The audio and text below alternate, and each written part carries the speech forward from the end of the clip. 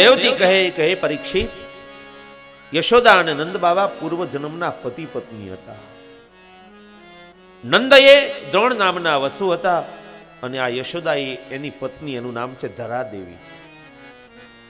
ધરા અને દ્રોણ વસુ એ બંને પતિ પત્ની એક મના થઈને અલખને આરાધ્યા. આપણે ગંગા સતી કહે છે ને, પતિ પત્નીનું મન એક હોવું જોઈએ. ખોળિયા ભલે જુદા જુદા, પણ મન એક જ હોવું જોઈએ. અને પતિ પત્નીનું મન એક હશે ને તો જ એને ત્યાં કૃષ્ણ જેવો દીકરો થશે. બાકી 36ના આંકડા હશે ને તો હારા દીકરા નહીં થાય. તગડાનું મોઢું આમ ને છગડાનું મોઢું આમ એટલે 36. પતિ પત્નીનો મેળ જ ન હોય. ઓલો બોલે તો ઓલી ન ગમે ને ઓલી બોલે તો આને ન ગમે. ચક્કર વકર જ હાલતું હોય ઘરમાં. ભાડ્યા નો મૂકે હો અમુક ને તો. ઘરે પુરુષ જાય ત્યાં તો આમ ડોળા કાઢીને કે લે આવ્યા, નો આવવું, આવ્યા તો ભલે આવ્યા, મુંજાન રમાડો. બોલો કે હું થોડો મુંજાન રમાડું, મને નો આવડે. અરે નો આવડે તો વાંદરા થાવ. એ મૂછવાળો માણસ વાંદરો થાય. બોલો છોકરા રમાડે ગીતી ડીગી ડીગી ડીગી. એટલે હવે આમાં ક્યાં હારા દીકરાની આશા રાખી? પણ એક મના થઈને તમે એ અલખને આરાધો તો, એક મના પતિ પત્ની અલખને આરાધો તો નકળંક પ્રસન્ન જોને એ થાશે જી. નકળંક પ્રસન્ન જોને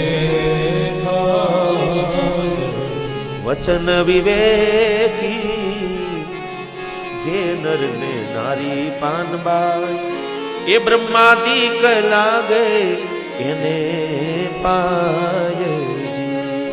વચન વિવેકી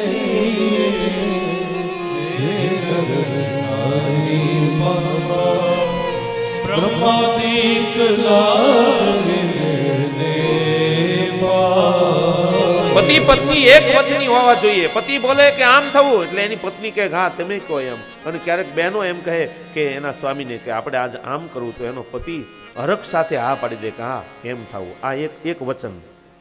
અને વિવેકી પતિ પત્ની વિવેકી હોવા જોઈએ. વચન વિવેકી જે નર ને નારી પાનબાઈ, એને કોણ પગે લાગે? બ્રહ્માદિક. હા પછી માણસો તો પગે લાગે, પણ બ્રહ્માજીને એમ થાય કે લાવ આ બે જણાને હું પગે લાગી. આવું જીવન આ દ્રોણ વસુ અને ધરાદેવી જીવતા. એને ખૂબ ભજન કર્યું, ખૂબ ભજન કર્યું. ભગવાન પ્રસન્ન થયા. માગવાનું કહ્યું ત્યારે બંને જણાએ એક સાથે માગ્યું કે અમારે બીજું કંઈ ન જોઈએ. અમારે વૈકુંઠની ચાહના નથી, મોક્ષની ચાહના નથી, અમારે કંઈ ન જોઈએ, અમારે બીજો જન્મ જોઈએ છીએ. અને એમાં પણ અમે પતિ પત્ની થઈને જઈએ. અને પ્રભુ બીજું વચન એ આપો કે અમે પતિ પત્ની થઈને જઈએ એટલે તમે અમારા દીકરા બનીને આવજો. બસ અમારે તમારી સાથે પ્રેમ કરવો. ભગવાન કે આ તમે થોડુંક ખોટું માંગ્યું છે. હું તમારો દીકરો બનીને આવું એમ કહો છો? હા, પણ હવે તમે ભજન કર્યું છે એટલે મારે વચન આપવું પડશે. બાકી હું માં નહીં બદલાવું. માં તો મારી એક જ રહેશે. જાઓ, તમે મારું ભજન કર્યું છે, મારું તપ કર્યું છે, એટલે તમે ગોકુળમાં નંદ અને યશોદા બનજો. અને હું અવતાર લઈશ મારી માં દેવકીને ત્યાં. હું દેવકીનો દીકરો કહેવાઈશ. પણ 11 વર્ષ અને 52 દિવસ એ જશોદા તારો દીકરો બની તારું વચન, તારા ભજનને એને હું પરિપક્વ કરીશ. જા, મારું વચન છે. હું માં નહીં બદલાવું. હું અવતાર દેવકીને ત્યાં લઈશ. પણ તારા ફળિયામાં 11 વર્ષ ને 52 દિવસ સુધી હું બાળ લીલા કરીશ. અને જશોદાનો દીકરો હું કહેવાઈશ.